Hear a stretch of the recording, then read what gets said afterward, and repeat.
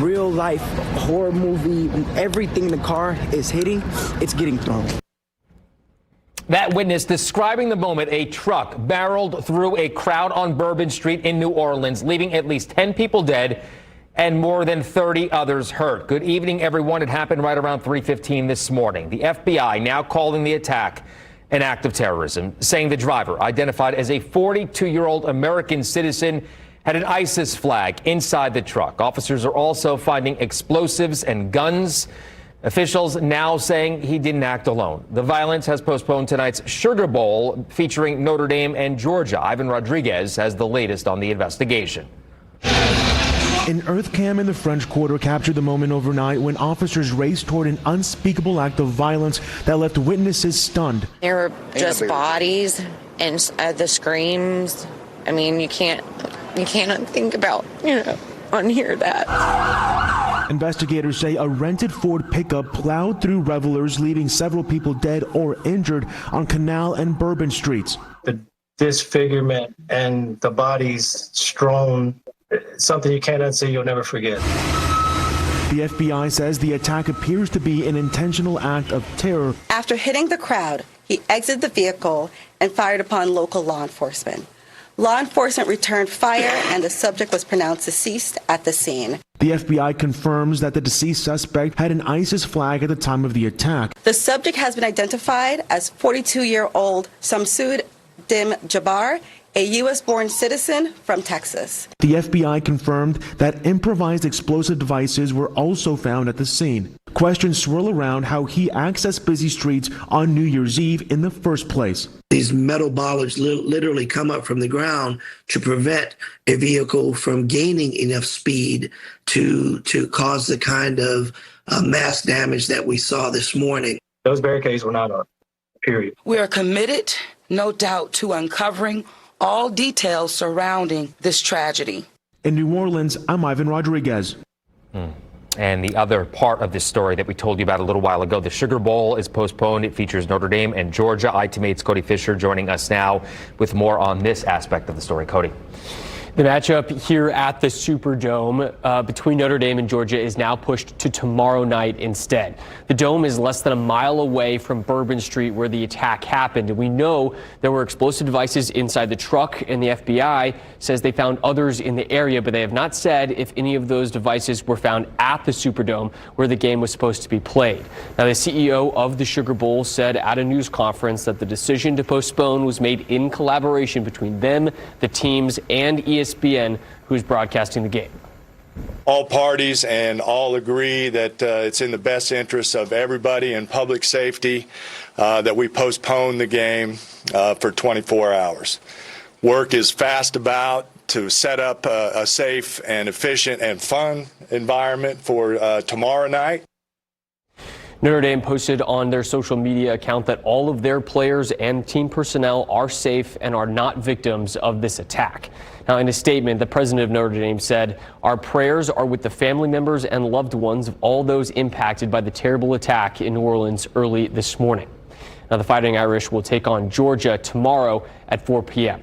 For ITMate, I'm Cody Fisher for Wish TV, wishtv.com, and follow us on Facebook for updates. All right, Cody, thank you very much. And we've got much more on this attack in New Orleans online right now. Just grab your phone and scan the QR code on your screen. That will take you to wishtv.com, where you can find the latest information.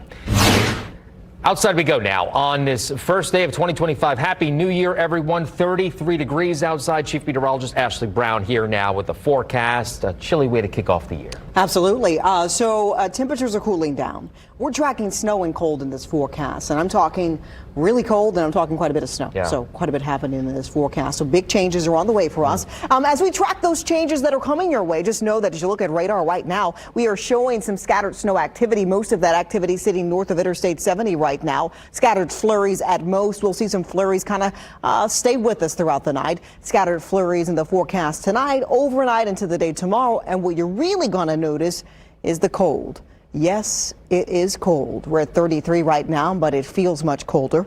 29 as we look to South Bend and 37 as we look to Evansville. Tonight's forecast, 20s, but feeling more like the teens tonight. Once again, that scattered flurry chance stays in the forecast. And by tomorrow morning, although we'll dry out to start your day, We're starting your day with temperatures in the 20s, a drier air mass in place early, but by late tomorrow, we'll once again track snow showers. This one could put down a little snow for us as we head into our Friday morning. We'll talk more about that next snow event and how cold it gets for the weekend coming up. Okay, we'll see you soon, Ashley. Thank you. The Baptist Ministers Alliance hosted its annual Emancipation Proclamation service, bringing faith and city leaders together to discuss building a stronger Indianapolis. News 8's Malia Van Ostrand was there.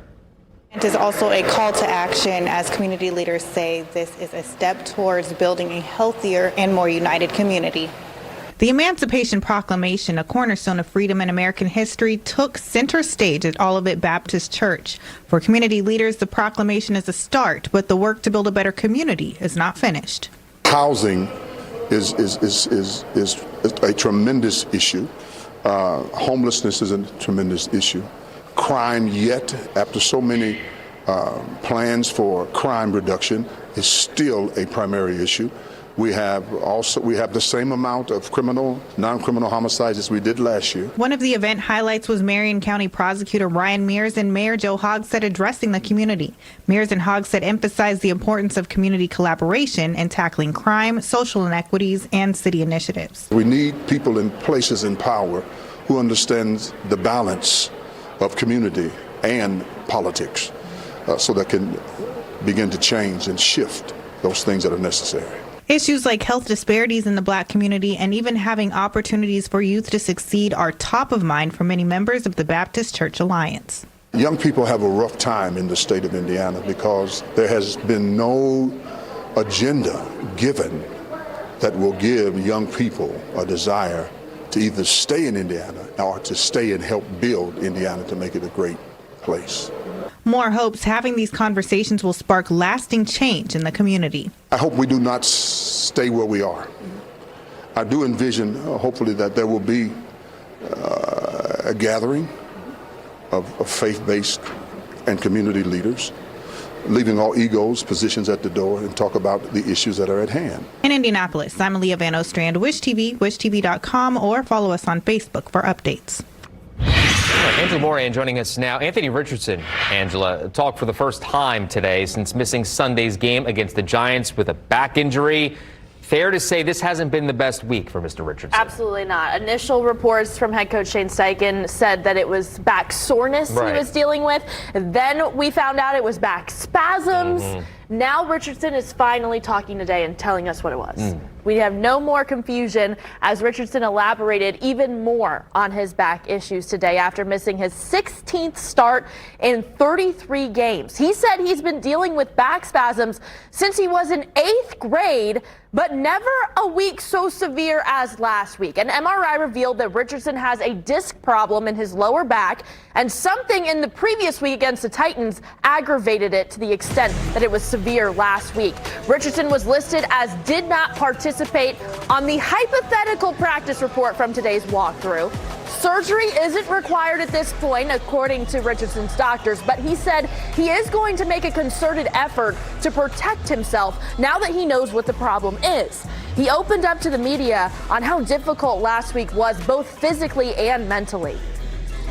Last week was tough. I couldn't even stand up on Tuesday.